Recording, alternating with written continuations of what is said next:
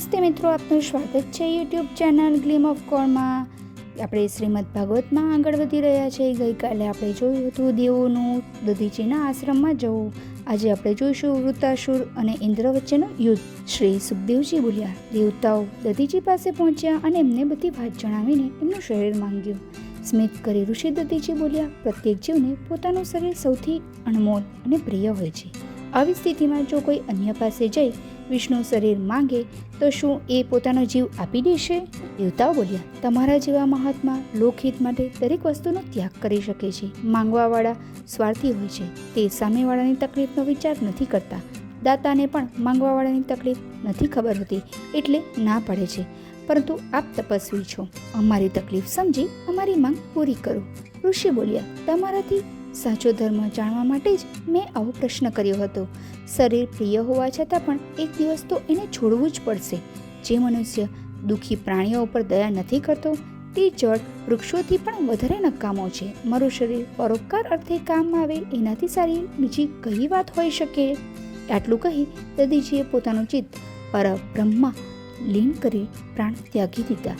દેવતાઓ એમના હાડકામાંથી બનેલા વજ્ર નામના શસ્ત્રને લઈ વૃત્તાસુરને મારવા ચાલી નીકળ્યા. દૈત્યો સાથે એમનું ભયંકર યુદ્ધ થયું. અનેક અસુર ઘાયલ થયા, અનેકે પ્રાણ ગુમાવ્યા. હાર થતા દૈત્યો નાસવા લાગ્યા. નાસી જતા દૈત્યોને જોઈ વૃત્તાસુર કહેવા લાગ્યો, હે દૈત્યો, પ્રત્યેક પ્રાણીને મૃત્યુ અવશ્ય આવે છે, એને કોઈ ટાળી શકતું નથી. સંગ્રામમાં મૃત્યુ યશ આપે છે, એને કોણ નથી ઈચ્છતું? યોગ દ્વારા બ્રહ્મચિંતન કરીને અને યુક્ત ભૂમિમાં લડતા લડતા મૃત્યુ પ્રાપ્ત કરવાનું સૌભાગ્યની વાત છે. આ બંને માર્ગોથી મૃત્યુ થાય તો સ્વર્ગ મળે છે.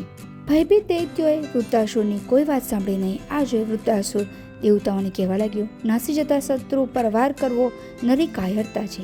આવી વ્યક્તિને સ્વર્ગ અથવા યશ નથી મળતો. જો યુદ્ધ જ કરવું હોય તો મારી સાથે કરો. આમ કહીને વૃત્તાસુર સિંહ ગર્જના કરતો દેવસેનાનો વિનાશ કરવા લાગ્યો. ઇન્દ્ર અને એ સામસામે આવી એકબીજા ઉપર પ્રહાર કરવા લાગ્યા. ઇન્દ્રના હાથમાં વજ્ર જોઈ એ બોલ્યા, ઇન્દ્ર તો વિશ્વરૂપને મારનારો બ્રહ્મઘાતી, ગુરુઘાતી તથા મારો ઋતુઘાતી છે. આજે તને મારીને હું મારા ભાઈના ઋણમાંથી મુક્ત બની જઈશ.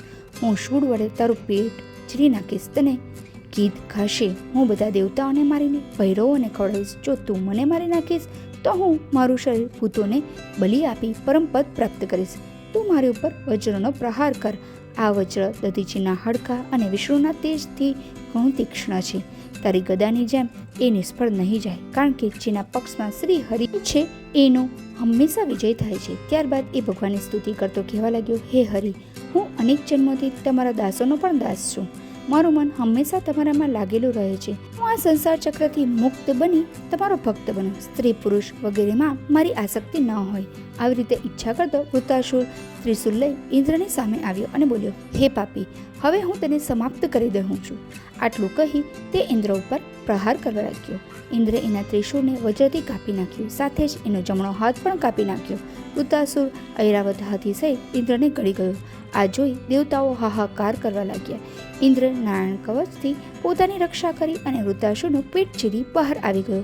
ઇન્દ્રે વજ્રનો જોરદાર પ્રહાર કરી વૃત્તાસુરનું મસ્તક કાપી નાખ્યું. એ વખતે વૃત્તાસુરના શરીરમાંથી પ્રકાશમાન આત્મજ્યોતિ બહાર નીકળી અને જોત જોતામાં સર્વલોકાતીત ભગવાનમાં સમાઈ ગઈ. વૃત્તાસુરનું મૃત્યુ થતાં દેવતાઓ પ્રસન્નતાથી નાચી ઉઠ્યા, પરંતુ ઇન્દ્રને ઘણું દુઃખ થયું. હકીકતમાં ઇન્દ્ર વૃત્તાસુરને મારવા નહોતો માંગતો. ભયભીત દેવતાઓએ એને મારવાની પ્રાર્થના કરી ત્યારે વિશ્વરૂપને મારવા પહેલા જ એને બ્રહ્મ હત્યા લાગી ચૂકી હતી.